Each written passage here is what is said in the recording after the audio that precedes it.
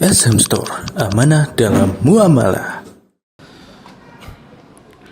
Bismillahirrahmanirrahim. Assalamualaikum warahmatullahi wabarakatuh. Alhamdulillahi rabbil alamin, wassalatu wassalamu ala asyrafil anbiya'il mursalin nabiyina Muhammadin wa ala alihi wa sahbihi ajma'in, amma ba'd. Nah, kita lanjutkan kembali pembahasan tafsir singkat suratul Fatihah. Tadi kita telah menyelesaikan firman Allah Subhanahu wa taala, yaitu iyyaka na'budu wa iyyaka nasta'in. Sekarang kita lanjutkan ayat berikutnya. Allah Ta'ala berfirman, ihdinas siratal mustaqim. Ihdinas siratal mustaqim. Qala Syekh Abdul Razzaq hafizahullah, aidullana wa wafiqna ya Allah lisuluki hadas siratil mustaqim wattiba'ihi. Jadi makna ihdinas siratal mustaqim, tunjukkan kami jalan yang lurus, maknanya adalah dullana wa wafiqna, berikan kami petunjuk dan berikan kami taufik. Berikan kami petunjuk dan berikan kami taufik.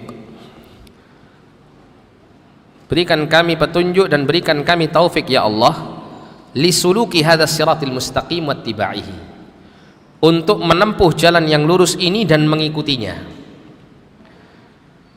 Nah, dari pernyataan Syekh di sini menunjukkan bahwasanya seseorang ketika dia meminta hidayah jalan yang lurus, maka yang diminta di situ ada dua bentuk hidayah. Nanti kita akan bahas pada saat kita membaca mengenai faidah-faidah tentang suratul Fatihah. Yang intinya di situ ya, meminta dua bentuk petunjuk ya, ditunjukkan mana jalan yang lurus, kemudian diberikan taufik untuk bisa menetapi dan menempuh jalan yang lurus tersebut. Allah Ta'ala berfirman dalam Quran surah Al-An'am ayat 153,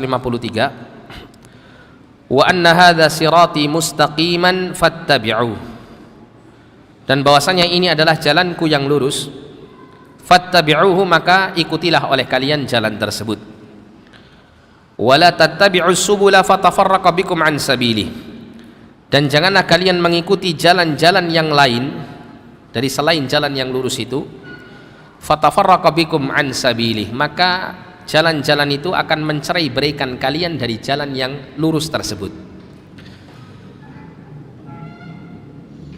Dzalikum wassakum bihi la'allakum tattaqun, yang demikian itu Allah wasiatkan kepada kalian agar supaya kalian menjadi orang-orang yang bertakwa. Nah, yang dimaksud jalan yang lurus di sini, wa huwa dinullah alladzi radiyahu li'ibadihi. Jalan yang lurus itu adalah agama Allah, yang Allah meridai agama ini untuk hamba-hambanya. Agama Allah yang diridai oleh Allah apa? Al-Islam ya, agama Islam ini, karena Allah SWT mengatakan inna dina indallahil Islam, sesungguhnya agama di sisi Allah Subhanahu wa taala hanyalah Islam.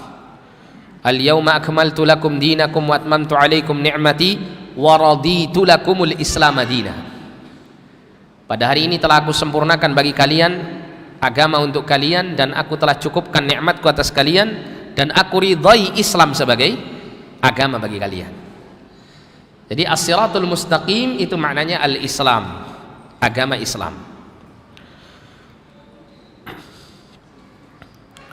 Wala yarda lahum dinan siwahu, dan Allah tidak meridai untuk mereka agama selain Islam. Jadi pada ayat 153 surat Al-An'am ini, Nabi SAW pernah memberikan ilustrasi gambarannya. Nabi pernah mengatakan ya, dengan membuat sebuah gambar garis yang lurus di atas tanah, Nabi mengatakan hadza siratullahi mustaqiman, ini adalah jalan Allah yang lurus. Kemudian Nabi SAW membuat garis-garis di samping kanan dan kiri ya, garis-garis begini, yang ini garis vertikal, yang ini horizontal kanan kirinya.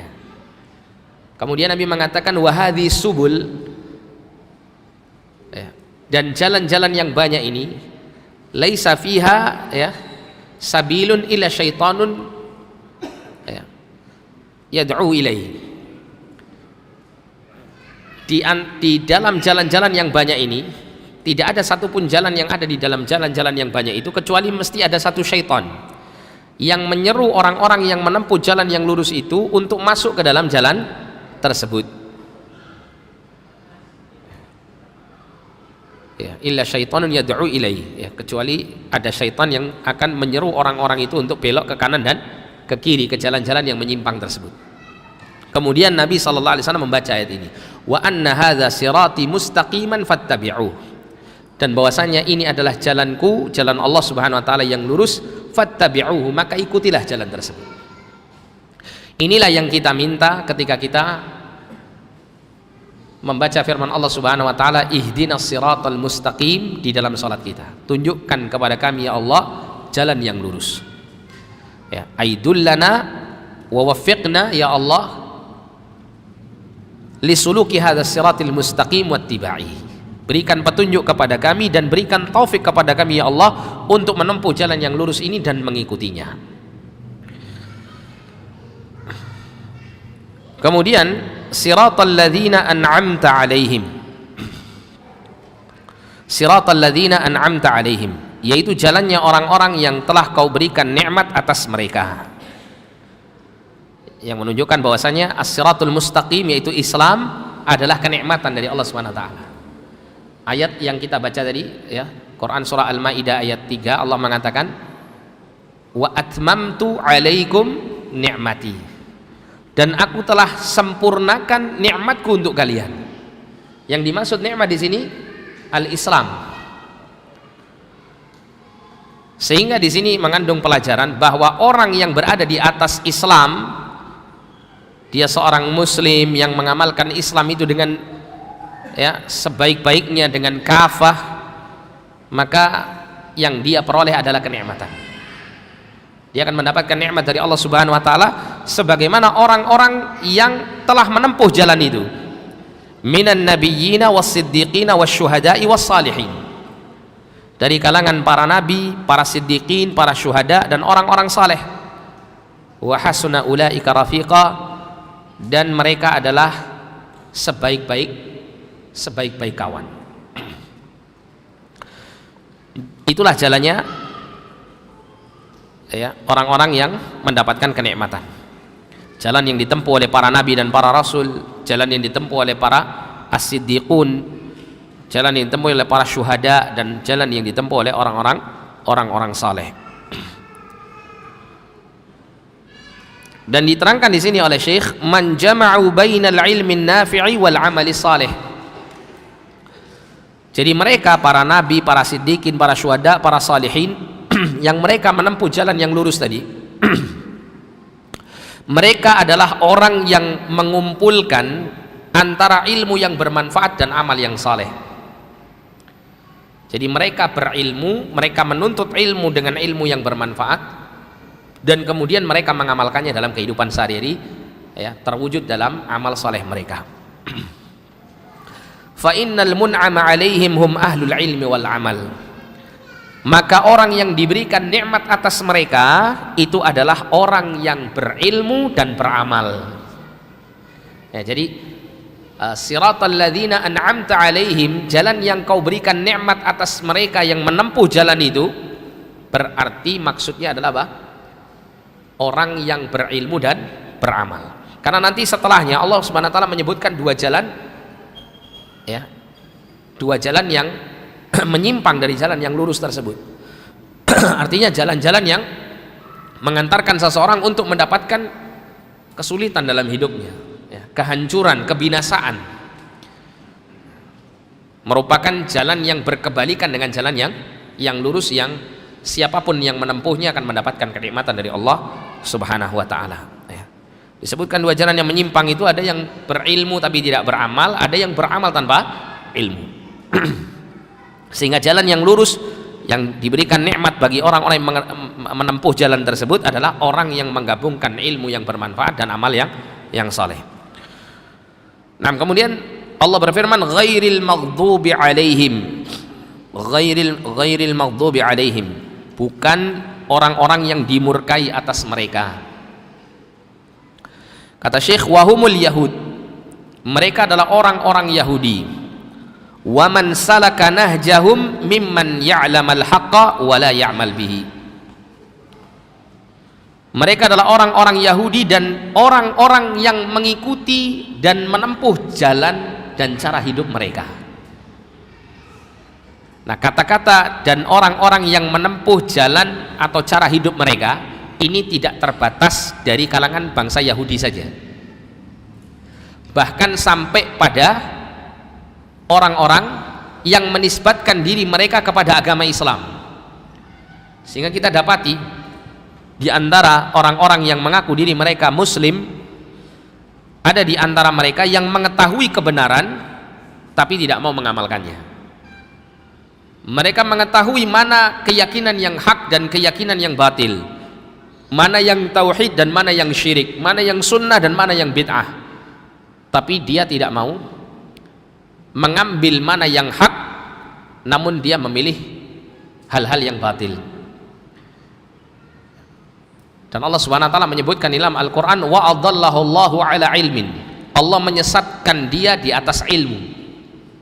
Salah satu maknanya, kata Imam Ibnu Katsir rahimahullah, Allah menyesatkan manusia di atas ilmu itu maknanya Allah menjadikan orang tersebut tersesat setelah dia mendapatkan pengetahuan tentang yang hak. Dan ini tentu sesuatu yang sangat buruk, melebihi buruknya golongan yang setelahnya. Karena apa? Karena orang itu kalau dia berilmu, tahu yang hak, seharusnya pengetahuan dia terhadap yang hak itu benar-benar mendorong dia untuk apa? Untuk memilih yang hak itu dan meninggalkan yang batil. Akan tetapi dia memilih kebatilan itu dengan keadaan menyadari bahwa yang dipilih adalah batil, yang ditinggalkan adalah sesuatu yang hak. Berarti menunjukkan kalau hatinya itu benar-benar condongnya kepada mana? Kepada kesesatan, ya. Benar-benar menyengaja betul dia mengambil jalan kesesatan ini. Oleh karena itu Allah menyebutkan ghairil maghdubi alaihim, bukan jalannya orang yang dimurkai atas mereka, itu disebutkan terlebih dahulu, yang menunjukkan keburukannya jauh lebih besar daripada golongan yang berikutnya, yaitu waladhdallin, dan bukan jalannya orang-orang yang tersesat. Ya. Nah, orang-orang Yahudi kenapa kok mereka dikatakan dimurkai atas mereka? Karena mereka tahu kebenaran. Jadi ketika orang-orang Yahudi ini mendapati kabar bahwa utusan Allah Subhanahu wa taala akan keluar, utusan Allah yang terakhir, Rasulullah yang terakhir itu akan keluar di Jazirah Arabia, maka mereka berbondong-bondong datang ke Jazirah Arabia ini, ya tepatnya berada di daerah dekat dengan Yathrib yang kemudian menjadi kota Madinah setelah Nabi hijrah ke sana.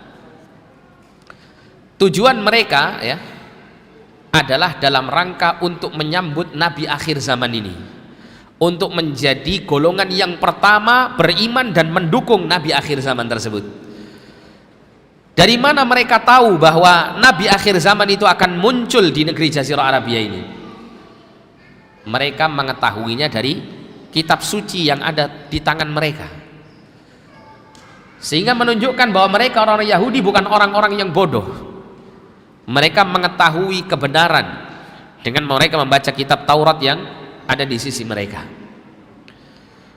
Akan tetapi karena hasadnya, kedengkiannya kepada Rasul Shallallahu Alaihi Wasallam, karena beliau ternyata utusan Allah Subhanahu wa taala yang berasal dari keturunan Bani Ismail, bukan dari keturunan Bani Ishak yang mereka harapkan. Maka karena kedengkian mereka kepada hal itu membuat mereka terhalangi untuk menerima hidayah.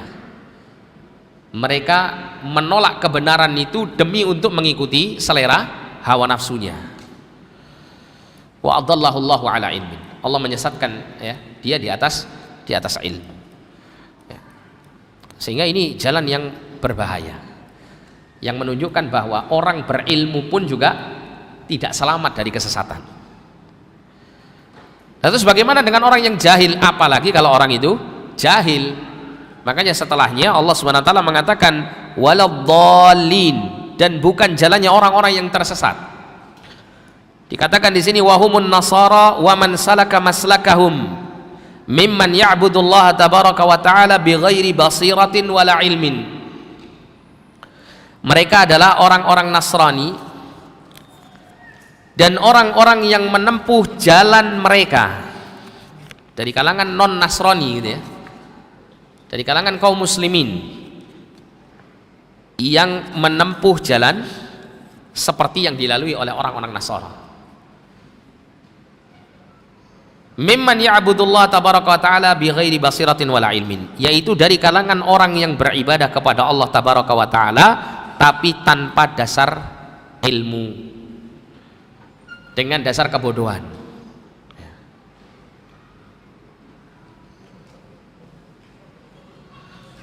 Dan orang itu kalau beribadah kepada Allah dengan dasar kebodohan, maka kerusakan yang dihasilkan itu jauh lebih besar, jauh lebih banyak daripada perbaikannya.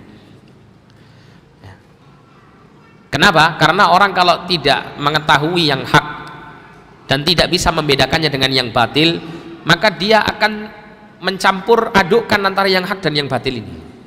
Sedangkan al-haq ketika dicampur adukkan dengan yang batil, maka yang terjadi apa? Jadi batil. Tidak bisa, al-haq itu harus sendiri dia, tidak boleh dicampur adukkan dengan kebatilan. Nah, ada di kalangan kaum muslimin, mereka menempuh jalannya orang-orang Nasrani. Mereka bersemangat untuk beramal, bersemangat untuk beribadah kepada Allah Subhanahu wa taala, tapi mereka tidak memiliki al-ilmun nafi'. Mereka tidak memiliki ilmu yang bermanfaat. Dia tidak mengetahui mana yang hak dan mana yang batil. Sehingga orang yang seperti ini mudah untuk diombang-ambingkan oleh seruan-seruan yang ada di kanan kiri mereka. Dia diseru ke arah kanan, dia akan mengarah ke kanan, dia diseru ke arah kiri, dia mengarah ke kiri. Dia tidak tahu tujuan-tujuan yang benar itu yang mana, jalan yang lurus itu yang mana. Tapi dia sudah memiliki semangat yang tinggi untuk beramal. Maka yang terjadi, amal perbuatannya banyak kelirunya, banyak salahnya, banyak rusaknya, sehingga dikategorikan sebagai orang-orang yang tersesat.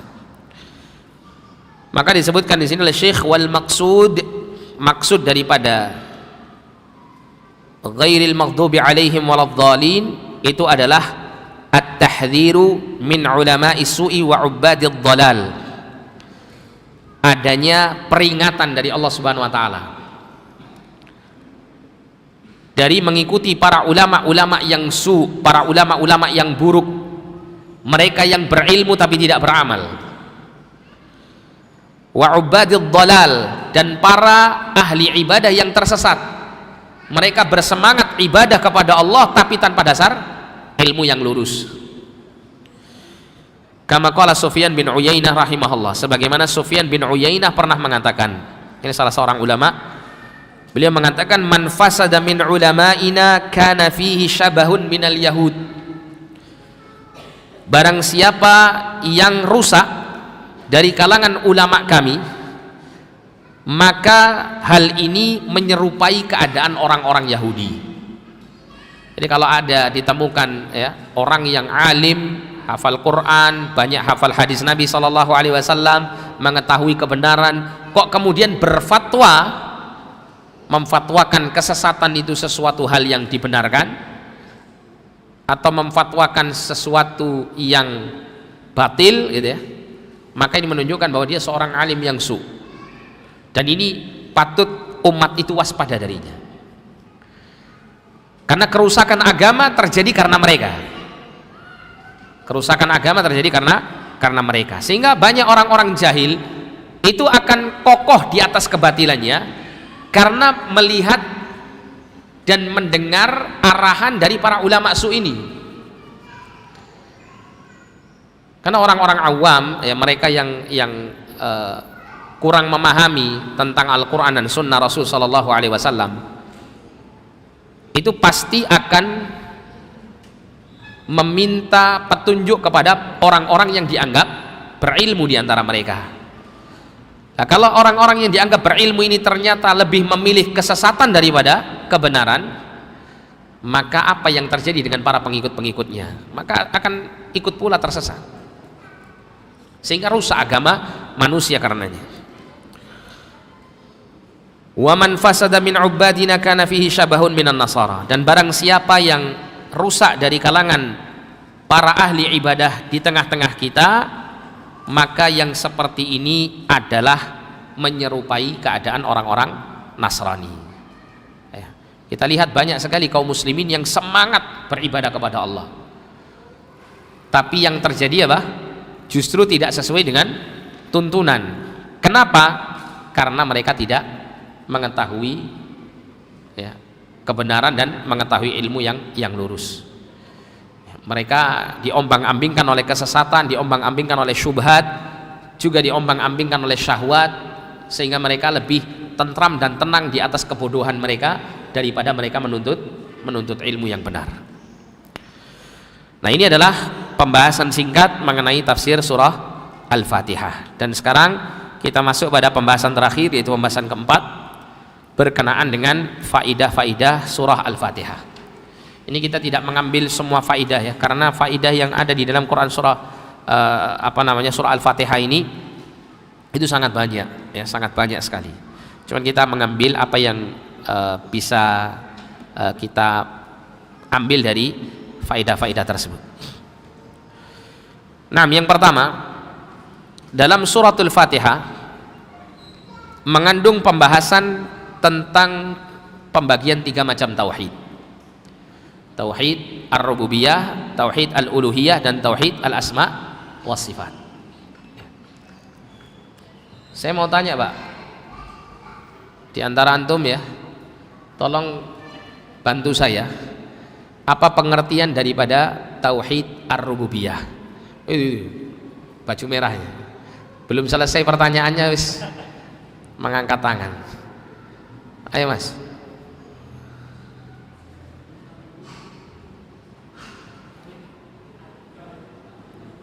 Enggak, tuh rububiyah aja, langsung singkat.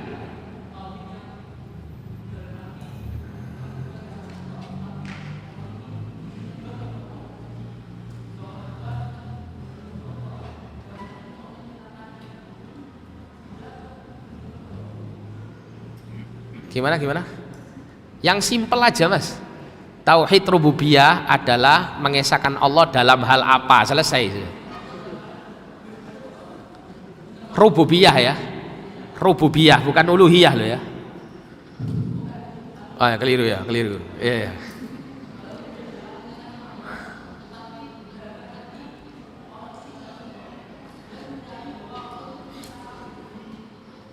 Waduh, antum ini bukan memberikan pengertian tapi mensyarah gitu.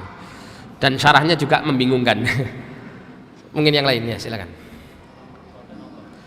Gimana? Lengkap. Tauhid rububiyah adalah, iya, barakallahu fikum. Kan gampang, mengesahkan Allah dalam perbuatannya Allah. Selesai. Silakan. Kalender ya, enggak apa-apa ya. Atau buku, terserah. Kalender aja. Oh iya. Barakallahu fikum. Nah, sekarang tauhid uluhiyah. Ya, yang pakai baju biru. Ya, Mas. Iya, fadhal. Barakallahu fikum. Nah, depannya yang sudah angkat jari. Tauhid asma wa sifat, ayo. Iya. Bisa enggak?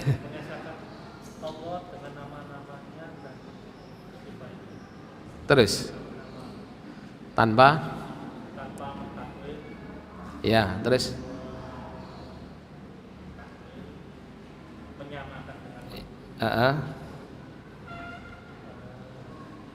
apa lagi?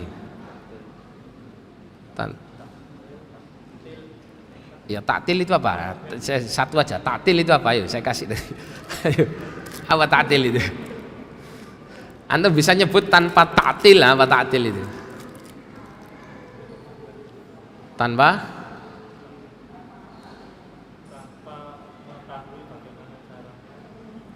iya, itu tadi termasuk dari tauhid asma wa sifat. Tapi saya mau tanya ta'tilnya saja tadi. Apa makna ta'til?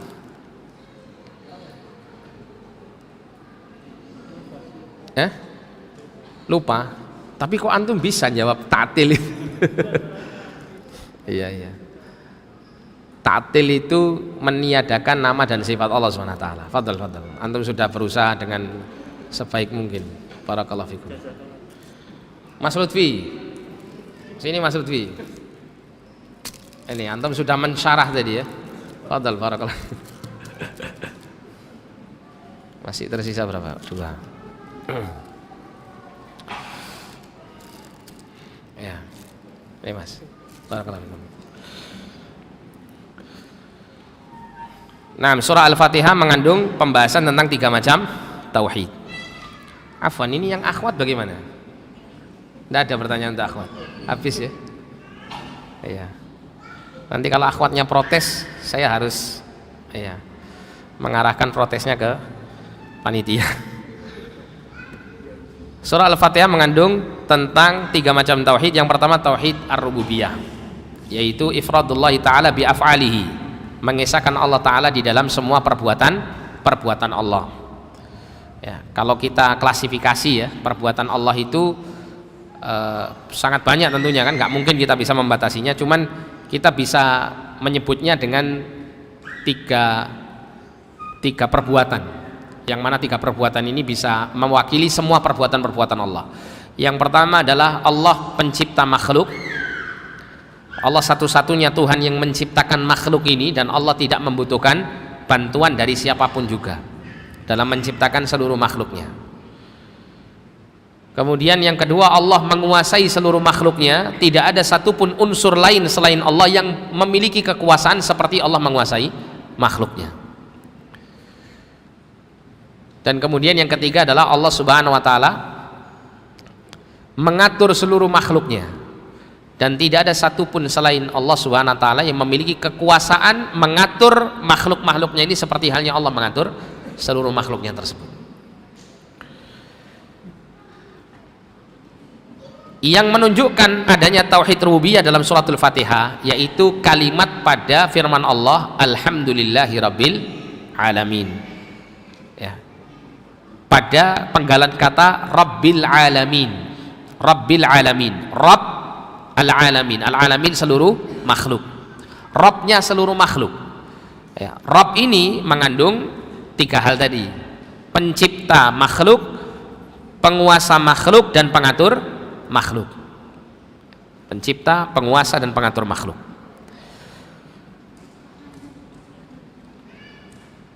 Termasuk juga maliki yaumiddin, ini juga berkenaan dengan tauhid rububiyah. Ya, mimnya panjang ya, maliki yaumiddin, yang menguasai. Ya. Seperti yang saya sebutkan tadi, Rabb itu diantara maknanya adalah wa huwa malikuhum, Allah itu penguasa seluruh makhluk. Maliki yaumiddin, yang menguasai hari pembalasan. Kemudian tauhid uluhiyah, yaitu ifradullah ta'ala bil ibadah, mengesahkan Allah Ta'ala di dalam beribadah.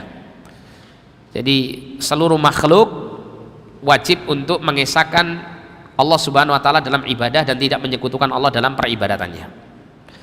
Dan ini ya sangat kentara sekali dalam firman Allah, iyyaka na'budu wa iyyaka nasta'in. Seperti yang telah kita terangkan tadi ya, hanya kepadamu ya Allah kami beribadah, dan hanya kepadamu kami minta pertolongan.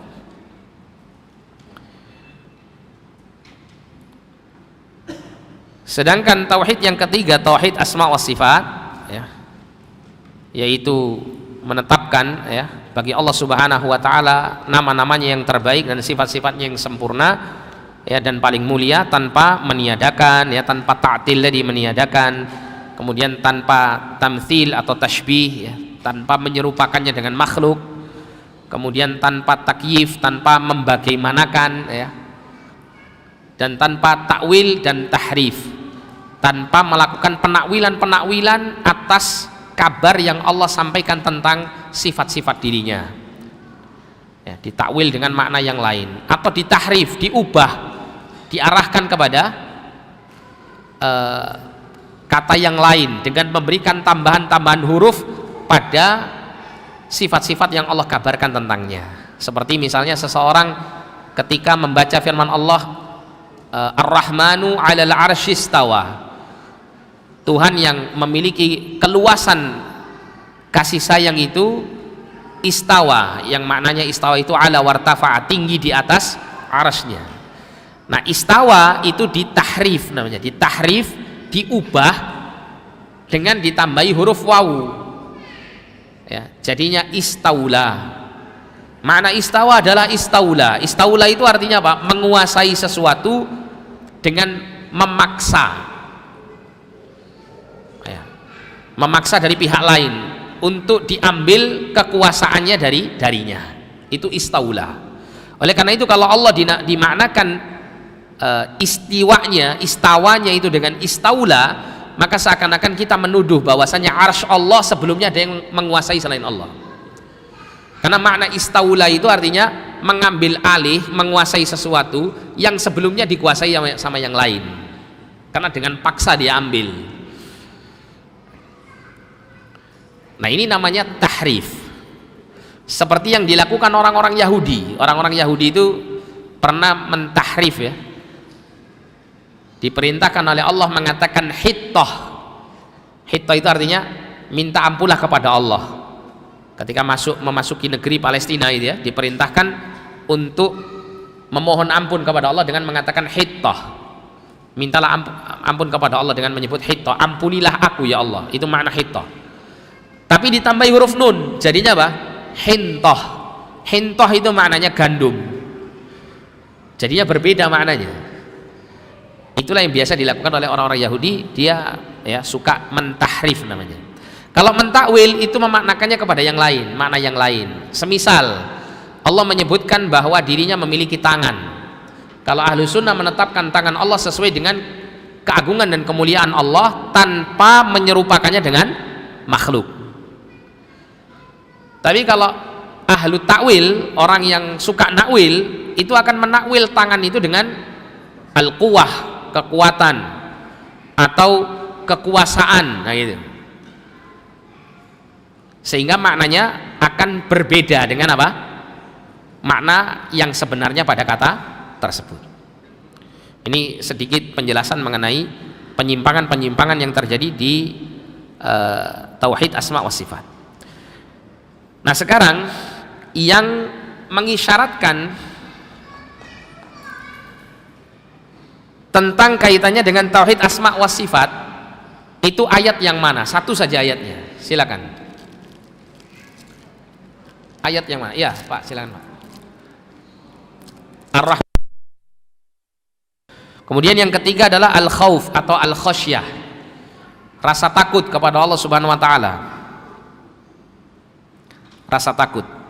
Dan ini diisyaratkan oleh Allah Subhanahu wa taala dalam firman-Nya Maliki Yaumiddin, yang menguasai hari pembalasan. Seperti penjelasannya yang telah kita sampaikan tadi, ya, mengenai tafsir singkat kalimat Maliki Yaumiddin tadi, bahwa Allah itu yang merajai, yang menguasai hari pembalasan pada saat, ya, dibalasnya seluruh amal perbuatan manusia sampai pada titik yang paling kecil dari amal perbuatan manusia itu dihadirkan dan diberi balasannya, yang menunjukkan bagaimana dahsyatnya apa? Kekuasaan Allah Subhanahu wa taala yang membuat seseorang tentunya semakin takut kepada hari tersebut di mana dia bertemu dengan Allah Subhanahu wa taala. Nah, ini adalah faedah yang kedua. Sekarang kita masuk faedah yang ketiga. Faedah yang ketiga adalah berkaitan dengan adab berdoa. Dalam surat Al-Fatihah ini Allah mengajarkan kepada kita bagaimana adab berdoa yang terbaik kepada Allah Subhanahu wa taala. Jadi kalau kita perhatikan mulai dari firman Allah Subhanahu wa taala Bismillahirrahmanirrahim, atau mungkin dari Alhamdulillahirabbil alamin, sampai kita mengatakan Iyyaka na'budu wa iyyaka nasta'in, itu semuanya berkenaan dengan apa? Berkenaan dengan pujian kepada Allah dan mentauhidkan Allah Subhanahu wa taala. Dan dua poin ini sangat penting sekali untuk disampaikan kepada Allah sebelum dia meminta kepada Allah hajat keperluannya. Karena dengan seseorang memuji Allah, menyebut nama-nama Allah yang husna, Ar-Rahmanur Rahim, gitu, ya, kemudian juga mentauhidkan Allah seperti yang diisyaratkan oleh Nabi SAW, doa mustajab itu adalah doanya Dhunnun. Dhunnun itu siapa, Pak? Nabi Yunus alaihissalam. Ketika Dhunnun, Nabi Yunus alaihissalam itu di dalam perut ikan paus, dia mengatakan la ilaha illa anta subhanaka inni kuntu minadh dhalimin. Di situ disebutkan kalimat tauhid la ilaha illa anta, yang menunjukkan bahwa tauhid, ya, kalimat tauhid itu merupakan salah satu unsur yang sangat penting untuk diikrarkan di hadapan Allah sebelum dia meminta sesuatu kepada Allah Subhanahu wa taala, yang akan bisa membantu dia untuk mendapatkan keterkabulan doanya dan diterimanya doa tersebut oleh Allah Subhanahu wa taala. Jadi ada pujian, ya, bismillahirrahmanirrahim, alhamdulillahi rabbil alamin, gitu ya. Kemudian ada nama-nama Allah. Allah mengatakan walillahil asmaul husna fad'uhu biha. Dan Allah memiliki nama-nama yang husna, nama-nama yang terbaik, maka berdoalah kalian dengan menyebut nama itu. Ada Ar-Rahman Ar-Rahim. Kemudian menyebut tentang rububiyah Allah, ya, Maliki Yaumiddin atau Rabbil Alamin tadi. Kemudian juga ada kaitannya dengan tauhid, iyyaka na'budu wa iyyaka nasta'in. Kemudian setelah memberikan pujian kepada Allah dengan rangkaian-rangkaian pujian yang terbaik tadi, baru kemudian berdoa ihdinas siratal mustaqim. Nah, di sini suratul Fatihah mengajarkan kepada kita bagaimana adab berdoa yang terbaik itu.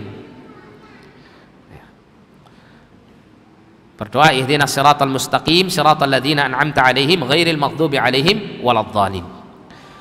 Termasuk juga di dalam suratul Fatihah ini, ya, ada satu adab dalam berdoa yang diajarkan kepada kita berkaitan dengan tawassul. Berkaitan dengan tawassul, berwasilah. Tawassul yang disebutkan dalam suratul Fatihah ini ada dua bentuknya. Yang pertama adalah tawassul kepada Allah Subhanahu wa taala dengan menyebut nama-nama dan sifat-sifatnya yang mulia, seperti yang kita jelaskan tadi. Mulai dari bismillahirrahmanirrahim atau dimulai dari alhamdulillahirabbil alamin, ya, sampai pada maliki yaumiddin. Kemudian yang kedua adalah tawassul dengan beribadah kepadanya, dan ini diisyaratkan pada firman Allah iyyaka na'budu wa iyyaka nasta'in. Tawassul dengan ibadah, hanya kepadamu ya Allah kami beribadah dan hanya kepadamu kami minta pertolongan. Dan ini juga diisyaratkan Allah dalam ayat yang lain, seperti Allah berfirman dalam Al-Quran wasta'inu bis sabri wassalah. Mintalah kamu pertolongan dengan wasilah apa? Sabar dan sholat. Dua hal ini adalah amal soleh, ibadah kepada Allah SWT. Nah, sehingga tawassul itu bisa dengan dua hal ini, dan suratul Fatihah telah memberikan isyarat tentangnya. Ini faedah yang keberapa tadi? Ketiga. Sekarang faedah yang keempat.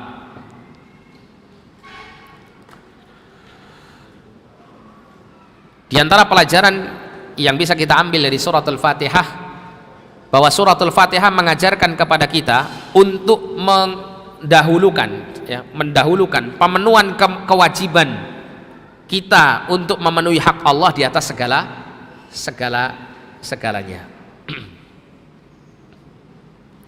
Jadi wajib bagi kita memenuhi hak Allah terlebih dahulu, baru kemudian memenuhi hak-hak yang lain.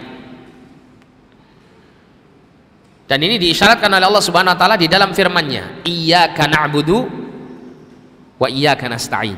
Hanya kepadamu ya Allah kami menyembah dan hanya kepadamu kami minta pertolongan. Nah, di sini Allah mengedepankan penyebutan ibadah dari isti'anah, minta pertolongan. Padahal isti'anah, minta pertolongan kepada Allah, itu termasuk dari satu bagian apa? Ibadah kepada Allah SWT, kan begitu ya? Yang mana ya, dengan menyebutkan ibadah secara umum di depan, ini menunjukkan pentingnya mengedepankan hak Allah Subhanahu wa taala di atas hak hambanya. Kita tahu bahwa ketika kita mengatakan iyyaka na'budu, berarti itu hak untuk siapa? Untuk Allah. Kita beribadah hanya kepada Allah.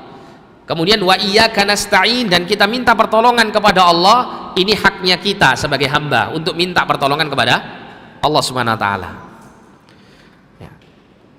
sehingga kita mengedepankan pemenuhan hak Allah dulu, baru kita minta hak kita. Oleh karena itu dalam hadis yang diriwayatkan oleh sahabat Mu'adz bin Jabal radhiyallahu an, pernah sahabat Mu'adz bin Jabal ini berboncengan dengan Nabi SAW dalam sebuah perjalanan. Maka kemudian Nabi SAW bertanya kepada Mu'adz bin Jabal di tengah perjalanan itu, "Ya Mu'adz, ma haqqullahi 'alal ibad wa ma haqqul ibadi 'ala Allah?"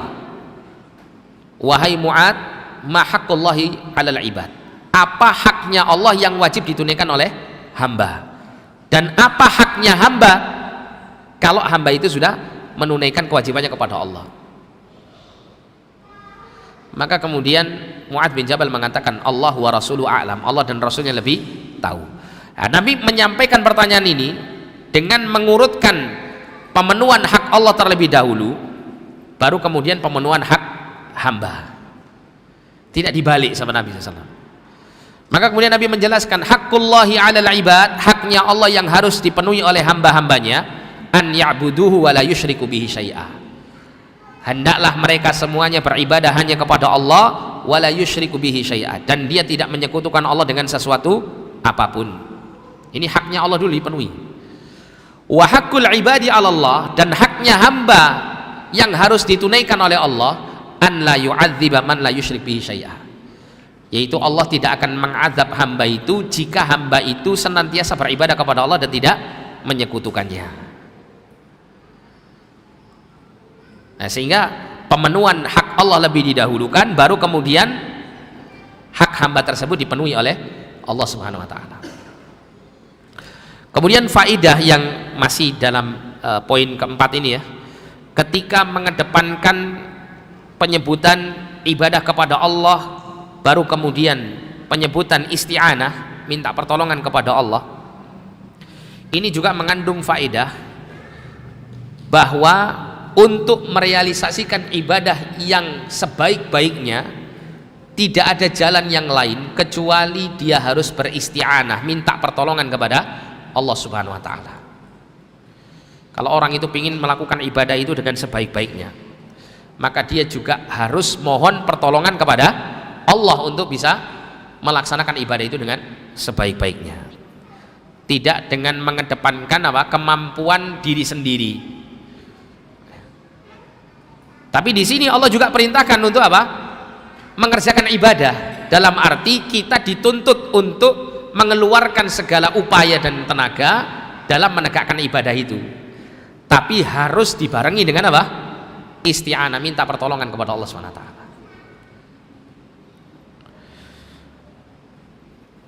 Sehingga dalam ayat ini Allah ingin mengabarkan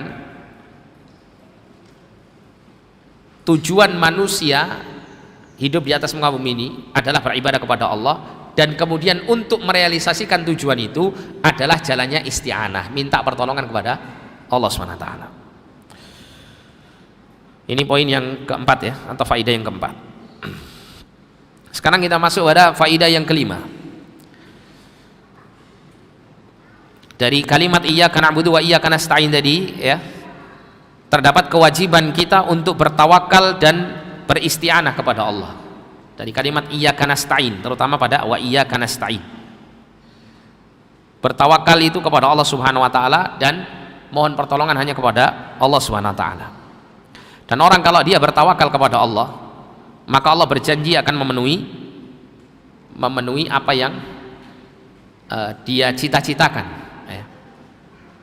Memenuhi apa yang dia inginkan melalui tawakalnya tersebut, sebagaimana Allah mengatakan dalam Quran surah At-Talaq ayat yang ketiga, wa may yatawakkal 'ala Allahi fahuwa hasbuh, barang siapa yang bertawakal kepada Allah maka Allah akan mencukupinya, Allah akan memenuhi hajat keperluannya. Dan tawakal itu apa Pak? Tawakal itu seseorang itu mempercayakan penuh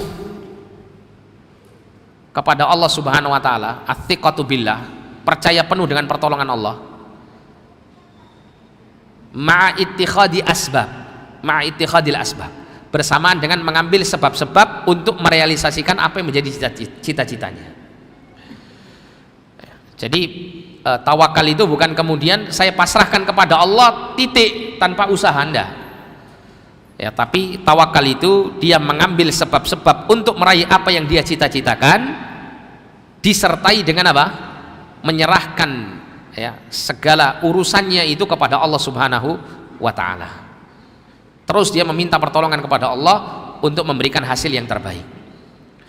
Dan tawakal itu tidak ya seperti yang biasa dipahami atau diucapkan oleh orang-orang, tawakal itu setelah usaha. Karena tawakal itu sendiri bagian dari usaha. Maka tawakal itu harus dilakukan sebelum dia mengambil sebab, sedang menempuh sebab, sampai kemudian menyelesaikan sebab. Semisal orang bertawakal kepada Allah berkenaan dengan hasil usaha perdagangannya, maka tawakal itu yang pertama yang harus dia lakukan adalah pada saat akan berdagang, dia bertawakal kepada Allah. Hal yang mengisyaratkan akan hal ini adalah ketika kita keluar rumah, ketika kita akan melakukan aktivitas di luar rumah, apa yang kita baca? Bismillahi tawakkaltu 'alallah la haula wala quwata illa billah. Tawakal dulu baru berusaha. Jadi ketika akan mengambil sebab ya, akan beraktivitas, bekerja misalnya atau berdagang, tawakal dulu kepada Allah, minta pertolongan kepada Allah. Kemudian di tengah-tengah apa? Menjalankan sebab-sebab tersebut. Ketika di tengah-tengah pekerjaan, tawakal terus kepada Allah, mohon terus kepada Allah, tetap percaya kepada pertolongan Allah Subhanahu wa taala. Sampai pada akhir daripada proses sebab yang ditempuh, selesai dari berdagang pun juga tetap bertawakal kepada Allah Subhanahu wa taala. Itu yang benar. Ya. Dan Nabi SAW juga mengatakan ya, lau annakum tatawakkaluna 'ala Allahi haqqa tawakkulih la razaqakum kama yarzuqut tayra taghdu khimasan wa taruhu bitana. Nabi mengatakan kalau seandainya kalian itu bertawakal kepada Allah dengan sebenar-benarnya tawakal, maka kalian akan diberikan rezeki oleh Allah seperti seekor burung yang terbang meninggalkan sarangnya di pagi hari dalam keadaan kosong perutnya, dalam keadaan lapar, kemudian dia kembali ke sarangnya di sore hari dalam keadaan kenyang.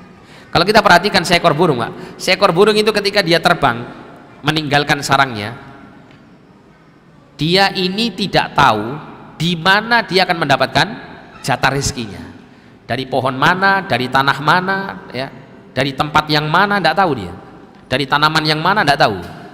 Tapi dia keluar saja pokoknya, mengambil sebab, ya sambil apa? Meyakini betul pertolongan Allah dan jaminan rezeki dari Allah Subhanahu wa taala. Ya terus dia mencari. Ya sampai pada tempat di mana Allah takdirkan dia mendapat rezekinya. Kemudian berkenaan dengan isti'anah, ya, di sini dikatakan wa iyyaka nasta'in, dan hanya kepadamu kami minta pertolongan. Ya. Dan isti'anah itu ada dua jenisnya ya. Isti'anah ini ada dua jenisnya. Yang pertama adalah isti'anah tafwid. Isti'anah tafwid. Apa yang dimaksud dengan isti'anah tafwid? Isti'anah tafwid itu artinya hanyalah dia memohon pertolongan kepada Allah Subhanahu wa taala semata.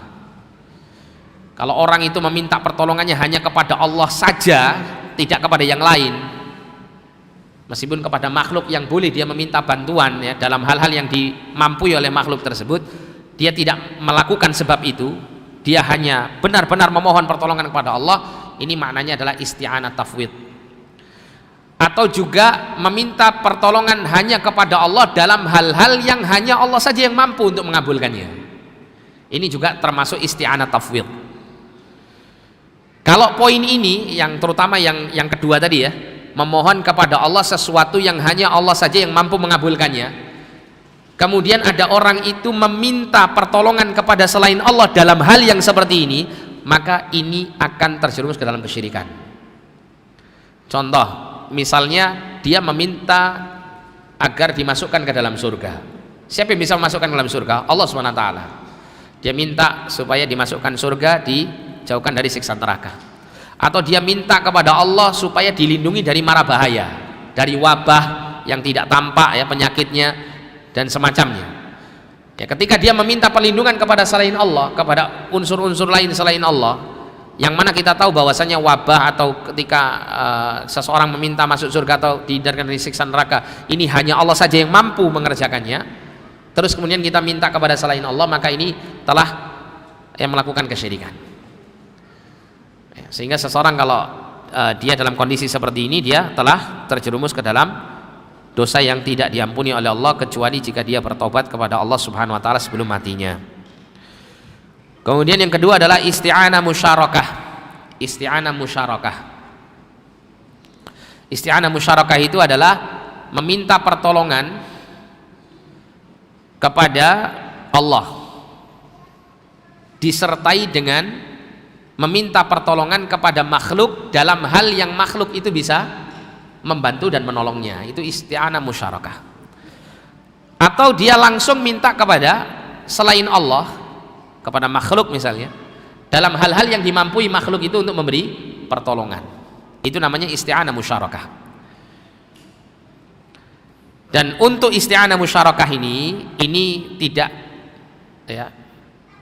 menjadikan seseorang itu terjerumus ke dalam praktek kesyirikan, ya.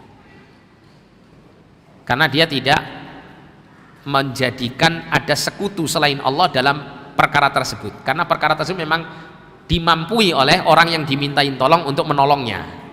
Tapi kalau yang hanya bisa memberikan pertolongan itu Allah saja, terus kok minta tolong kepada selain Allah, nah ini menunjukkan kalau yang dimintai tolong ini disejajarkan dengan Allah. Itulah yang menjadikan seseorang itu syirik dalam hal isti'anah, ya.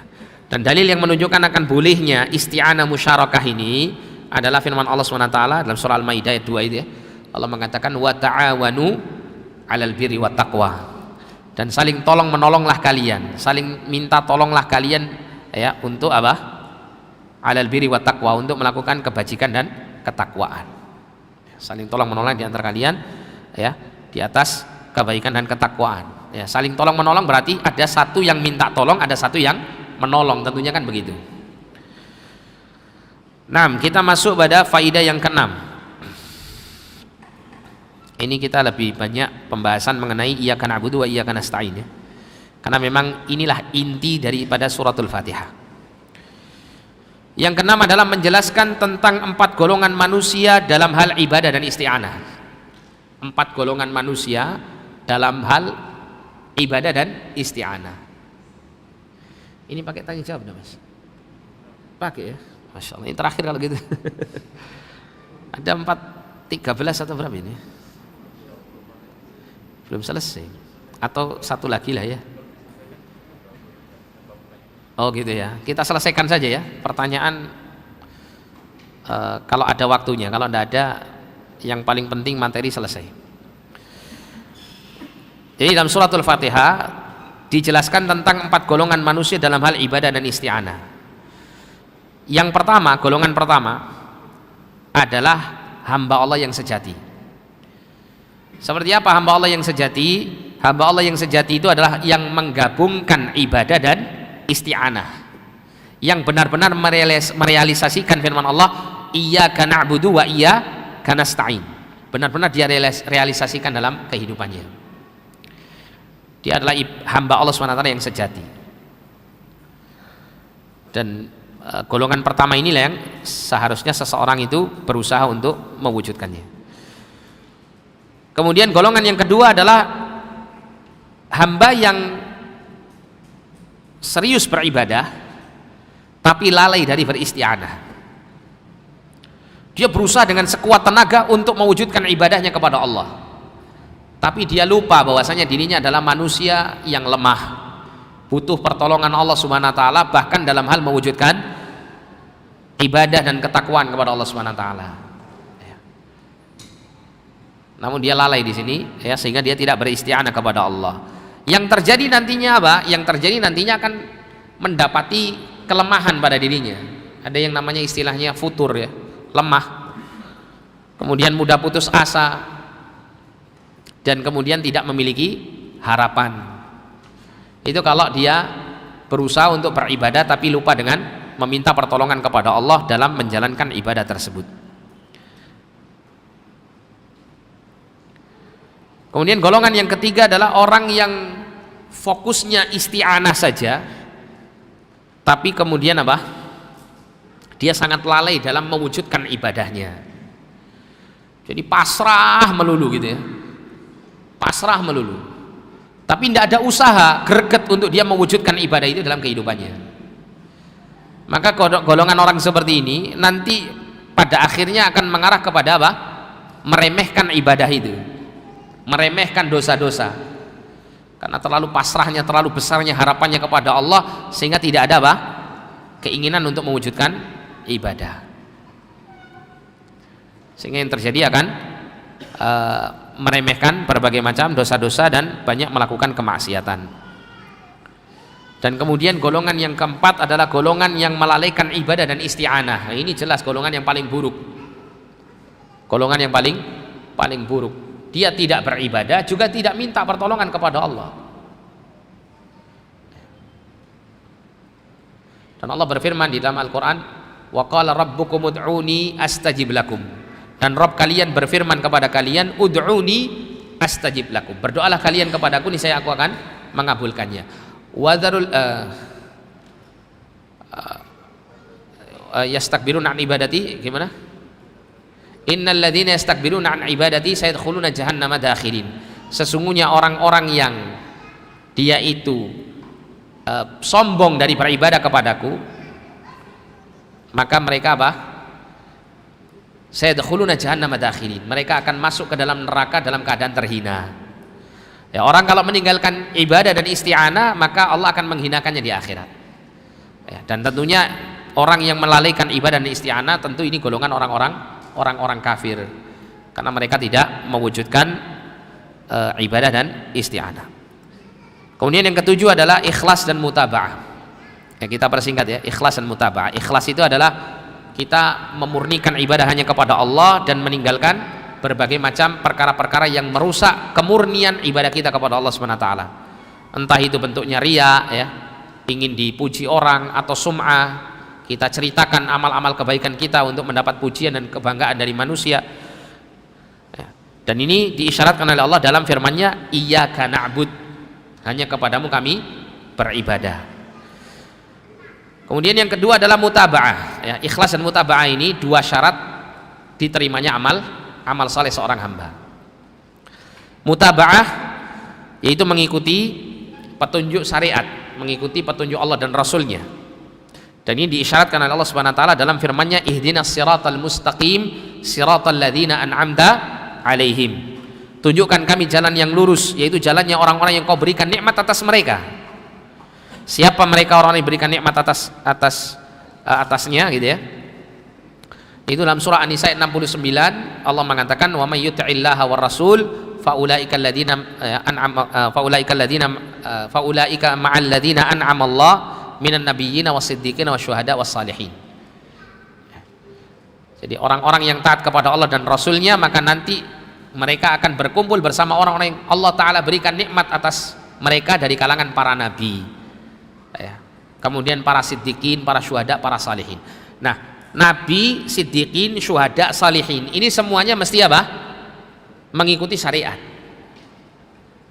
Mereka semuanya adalah orang-orang yang mutaba'ah ya, yang mengikuti jalan syariat Allah Subhanahu wa taala. Nah, dalam ayat ini menunjukkan pentingnya mutaba'ah. Kemudian yang kedelapan. Yang kedelapan adalah kewajiban untuk selalu meminta petunjuk kepada Allah. Suratul Fatihah ya, disyariatkan kepada kita untuk selalu kita baca dalam setiap harinya. Di dalam sholat yang 5 waktu tidak boleh kita tinggalkan membaca suratul Fatihah.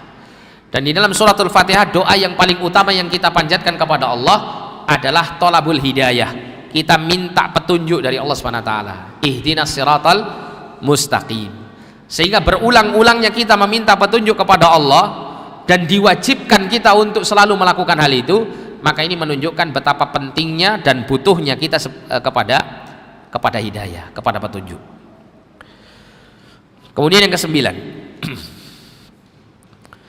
Yang kesembilan adalah pembahasan tentang bentuk tarbiyah Allah kepada makhluknya. Tarbiyah yang dimaksud di sini pemeliharaan. Ya, pemeliharaan Allah kepada makhluknya. Allah kabarkan di dalam suratul Fatihah. Allah menyebutkan Rabbil Alamin.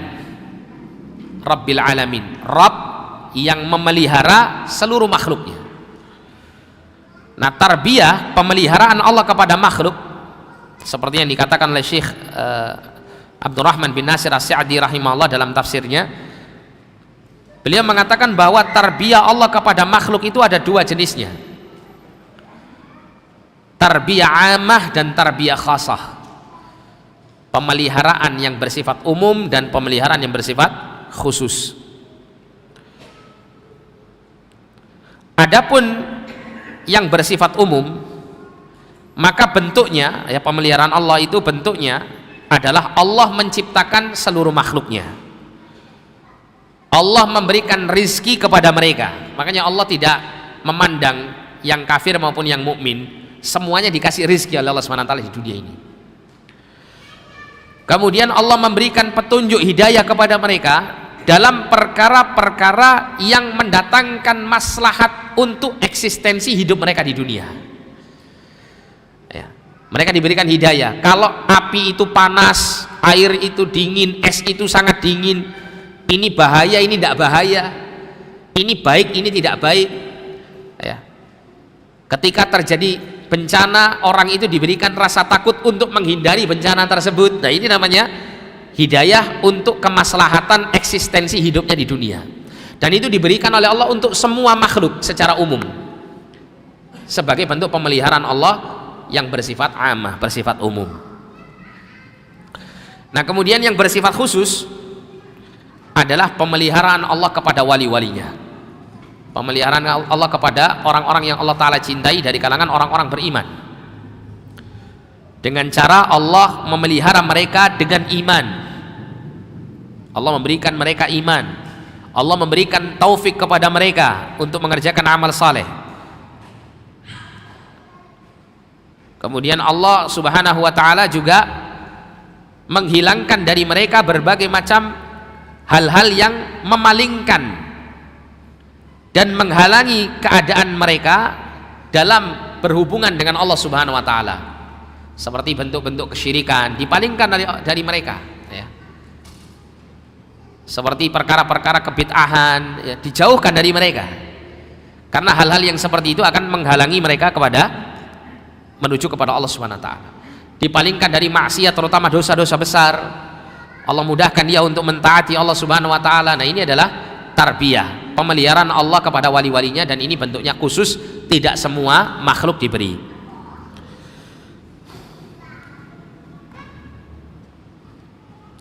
Nah, kemudian yang ke-10 berkenaan dengan akidah wala wal bara. Fawaid yang ke-10, faedah yang ke-10 adalah berkenaan dengan akidah wala wal bara.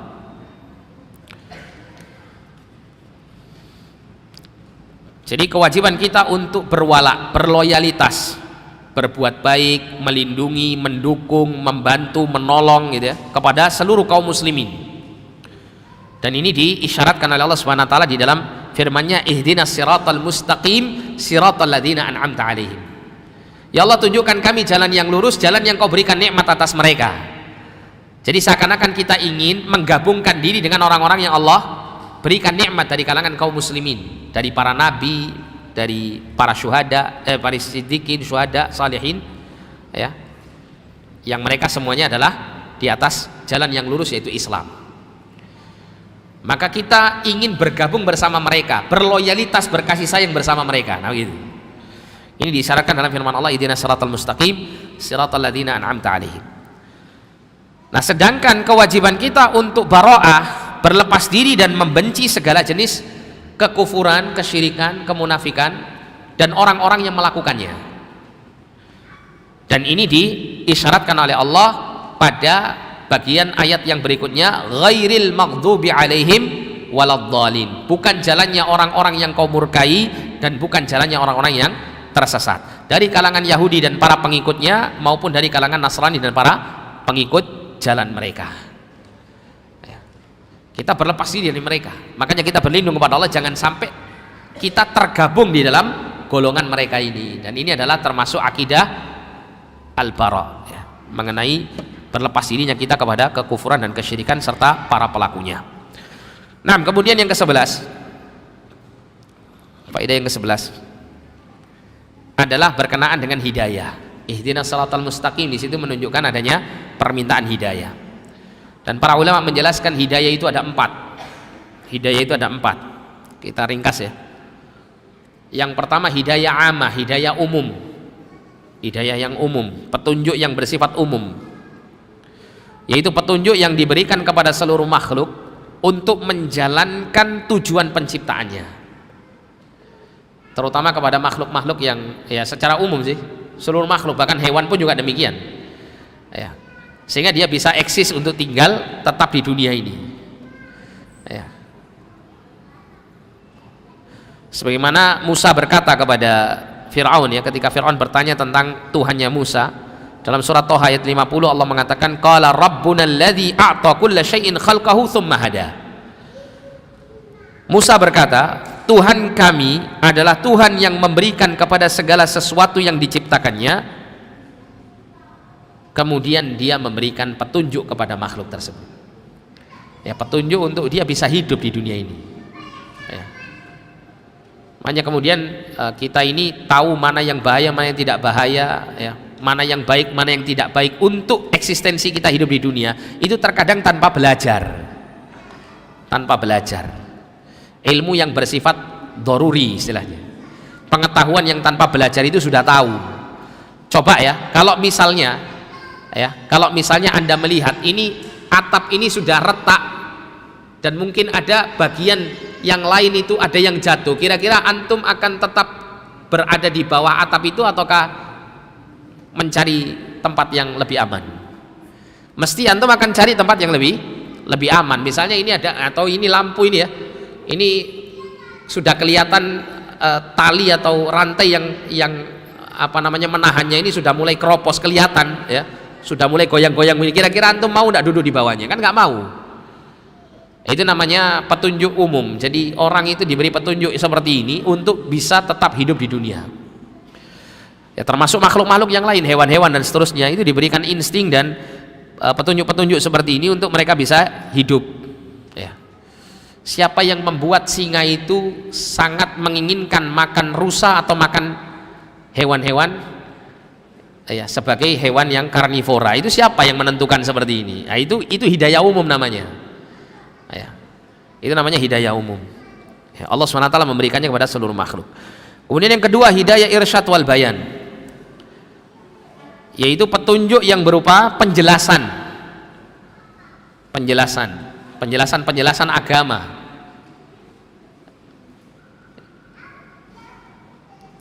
Penjelasan agama ya, seperti Al-Quran ya, As-Sunnah, ini semuanya adalah masuk dalam kategori hidayatul irsyad wal bayan. Seperti Allah berfirman dalam surat Asy-Syura ayat 52, wa innaka latahdi ila siratim mustaqim, dan sesungguhnya engkau wahai Muhammad sallallahu alaihi wasallam adalah benar-benar memberikan petunjuk kepada jalan yang lurus. Maksudnya Nabi sallallahu alaihi wasallam dengan wahyu yang Allah Ta'ala turunkan kepada beliau menyampaikan hidayah ini kepada manusia, tapi tidak bisa menentukan hidayah ini diterima atau tidak diterimanya oleh manusia, hanya menyampaikan, menjelaskannya saja. Itu namanya hidayah al-irsyad wal bayan. Kemudian yang ketiga adalah hidayatut taufiq, hidayatut taufiq wal ilham, yaitu petunjuk berupa Allah menjadikan dia mengamalkan petunjuk yang benar ya, ketika misalnya hidayatul irsyad wal bayan itu sampai kepada dia, terus dia terima, dia imani dan dia amalkan. Nah, ketika dia menerima dan amalkan itu, dia mendapat hidayah taufik, pertolongan Allah untuk mewujudkan hidayah itu di dalam amal nyatanya. Dan Allah berfirman dalam Quran surah Al-Qasas ayat 56, Allah berfirman, innaka la tahdi man ahbabta walakinnallaha yahdi man yasha. Sesungguhnya engkau wahai Muhammad la tahdi man ahbabta, kamu tidak bisa memberikan hidayah kepada siapapun yang kamu cintai. Ini mengenai paman Nabi yang mati kafir, yaitu Abu Thalib ya. Nabi SAW sangat menginginkan pamannya Abu Thalib ini masuk Islam, tapi Allah lah yang menentukan hidayah taufik itu sampai kepada hati Abu Thalib. Allah tidak menghendaki Abu Thalib mati di atas keislaman. Maka Allah menegur Nabi SAW, innaka la tahdi man ahbabta, sesungguhnya kamu wahai Muhammad tidak bisa memberikan hidayah kepada orang yang kamu cintai, walakinnallaha yahdi man yasha, akan tetapi Allah lah yang memberikan petunjuk kepada siapa saja yang Allah Ta'ala kehendaki. Nah, maksud petunjuk di sini adalah hidayatul taufik wal ilham. Kemudian yang terakhir, hidayah yang menuntun kepada surga dan neraka. Jadi orang nanti ketika hari kiamat, ya, setelah melewati berbagai macam peristiwa, maka nanti itu Allah akan bimbing tiap-tiap orang yang masuk surga dan masuk neraka, mana tempat-tempat mereka nanti yang akan mereka tinggali. Kalau giring dia ini ya, masuk surga level sekian, itu nanti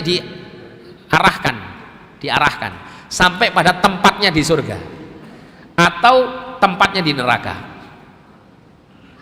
Dan ini Allah Subhanahu wa taala mengisyaratkannya diantaranya dalam dua surat, ya.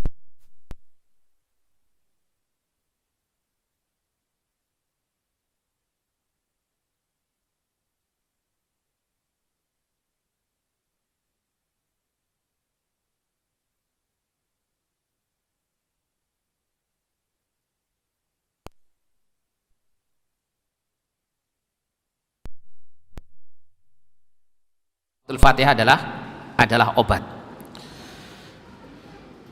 Obat untuk penyakit apa? Untuk dua penyakit, penyakit fisik dan penyakit hati.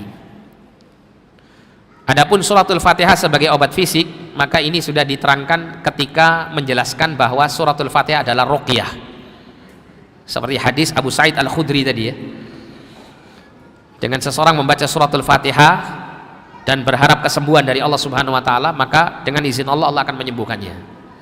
Tapi para ulama menyebutkan harus terkumpul di dalamnya tiga hal, ya.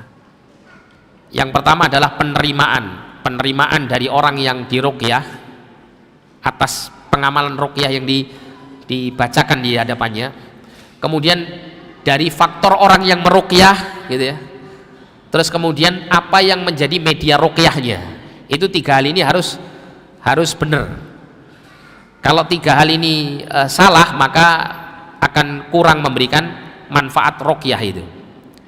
Jadi ruqyah yang pertama harus orang yang menerima ruqyah itu benar-benar dia terima ruqyah ini, bukan orang yang nggak percaya. Dia mempercayai, meyakini bahwa bacaan suratul Fatihah misalnya yang dibacakan oleh seorang peruqyah kepadanya itu benar-benar sebagai sarana untuk mendapatkan kesembuhan dari Allah Subhanahu wa taala. Orang yang meruqyah juga demikian. Dia harus yakin bahwa bacaan surat Fatihahnya itu benar-benar bisa menjadi sarana untuk mendapat, ya, kesembuhan dari Allah Subhanahu wa taala untuk orang yang diruqyah. Kemudian yang ketiga adalah media untuk meruqyah, yaitu surat Al-Fatihahnya sendiri. Ini sebisa mungkin untuk dibaca dengan sebaik-baiknya, ya. Dibaca dengan sebaik-baiknya. Kemudian yang kedua adalah Al-Fatihah sebagai obat untuk penyakit yang ada di dalam hati. Dan penyakit hati itu bibitnya ada dua, atau bisa kita katakan istilahnya itu pokok penyakitnya itu ada dua, penyakit syubhat dan penyakit syahwat. Penyakit syubhat itu harus dihilangkan dengan ilmu yang lurus. Dan ini terkandung di dalam firman Allah, ihdinas siratal mustaqim siratal ladzina an'amta alaihim ghairil maghdubi alaihim waladdallin. Ya, harus diperdalam kalimat ini, ya. Dia harus mengetahui jalan yang lurus, Islam yang sebenarnya apa, ya, yaitu yang dibangun di atas ikhlas dan mutabaah tadi, di atas ilmu yang bermanfaat dan amal yang saleh. Kemudian apa? Menjauhkan diri dari jalannya orang-orang yang dimurkai, berilmu tapi tidak beramal, dan jalannya orang yang tersesat, beramal tanpa ilmu. Ini akan membersihkan penyakit syubhatnya. Syubhat ini membuat orang itu ragu-ragu. Dari awalnya dia beriman jadi ragu-ragu. Jadi muncul bibit-bibit penyakit nifak di dalam hatinya. Kemudian yang kedua, penyakit hati itu adalah karena sebab syahwat. Kecenderungan, ya, selera syahwat dunia yang dituruti itu akan membuat hati itu sakit. Dan ini bisa dihilangkan dengan mengamalkan firman Allah Subhanahu wa taala, iyyaka na'budu wa iyyaka nasta'in. Berusaha untuk tetap terus mewujudkan ibadah kepada Allah, menjalankan perintah, menjauhi larangannya, dengan disertai selalu mohon pertolongan kepada Allah Subhanahu wa taala. Ya. Karena penyakit syahwat itu akan menghasilkan adamul ikhlas, ketiadaan ikhlas dalam beribadah, ketiadaan keikhlasan. Karena selalu dibayang-bayangi oleh keinginan duniawi, ya, sampai kalau parah ya, itu sampai pada amal-amal ibadah yang diniatkan untuk dapat pahala di akhirat, itu justru nanti dia bertujuan untuk dapat dunia saja, dan itu ada termasuk bentuk kesyirikan. Ya, untuk menghilangkannya, mewujudkan firman Allah, iyyaka na'budu wa iyyaka nasta'in. Ya, termasuk juga disebutkan oleh para ulama, obat untuk penyakit riya dan sum'ah yang merusak keikhlasan itu adalah kalimat iyyaka na'bud, hanya kepadamu kami beribadah. Dan obat untuk menghilangkan penyakit kesombongan itu adalah wa iyyaka nasta'in, dan hanya kepadamu kami minta pertolongan. Karena orang itu kalau sudah minta pertolongannya kepada Allah, berarti dia sudah menghancurkan kesombongannya di hadapan Allah Subhanahu wa taala, menunjukkan kehinaannya kepada Allah yang diagungkan melalui dia meminta pertolongan kepada Allah Subhanahu wa taala. Terakhir ya, di antara sekian banyak faidah dalam suratul Fatihah, yang terakhir adalah di dalam suratul Fatihah ya, dijelaskan tentang penggabungan antara at-targhib dan at-tarhib. Penggabungan antara at-targhib itu artinya memotivasi untuk orang itu beramal saleh dengan motivasi surga, pahala, kebaikan-kebaikan gitu ya. Dan at-tarhib, ancaman, yaitu mengancam orang-orang yang menginginkan untuk melanggar larangan-larangan Allah Subhanahu wa taala dengan siksaan, dengan azab, dengan neraka, dengan kemurkaan Allah Subhanahu wa taala. Dan ini merupakan mau'izah, ya, nasihat yang merupakan metode terbaik untuk memberikan pengaruh kepada diri manusia. Oleh karena itu Al-Qur'an dan As-Sunnah itu semuanya mesti mengandung ini kalau berkaitan dengan perintah maupun larangan. Mesti ada namanya motivasi, ada namanya ancaman, itu mesti ada dalam Quran maupun dalam Sunnah. Karena memang tabiat manusia diciptakan oleh Allah untuk terpengaruh dengan itu semuanya. Orang itu kan nggak mungkin ada orang yang mau bekerja sukarela kalau tidak ada harapan kebaikan yang dia peroleh, entah itu harapan kebaikan dunia atau akhirat. Kalau kebaikan dunia dia ingin dapat duit, dapat pujian kan gitu ya dari perbuatannya. Tapi kalau dia menginginkan akhirat, mungkin dia ingin dapat pahala. Banyak ada orang yang sukarela ya, misalnya ke saya datang, Ustadz saya bantu Ustadz untuk melakukan ini dan itu misal gitu ya. Maka kadang ketika kita beri misalnya sesuatu, enggak Ustadz saya enggak membutuhkan ini, tapi saya mengharapkan pahala di sisi Allah, berarti dia mesti punya pamrih gitu. Tapi pamrihnya pamrih akhirat, ada yang pamrih dunia gitu. Sehingga butuh motivasi. Kamu kalau melakukan pekerjaan ini atau amal soleh ini, mesti kamu nanti dapat kebaikan ini dan itu, nah gitu, supaya akan tergerak hati orang itu untuk beramal. Nah sebaliknya juga harus ada ancaman kalau ada orang itu yang ingin melanggar larangan Allah. Makanya setiap larangan-larangan itu sering disertai dengan ancaman-ancaman supaya orang tidak mengerjakan perbuatan tersebut, dan itu tabiat manusia. Makanya ada peraturan, kalau melanggar peraturan ini denda sekian, kalau ada peraturan seperti ini dikeluarkan dari sekolah misal gitu.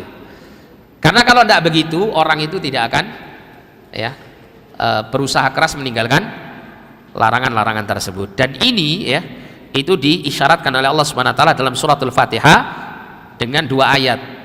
Allah menyebutkan Ar-Rahmanur Rahim, kemudian setelahnya Maliki Yaumiddin.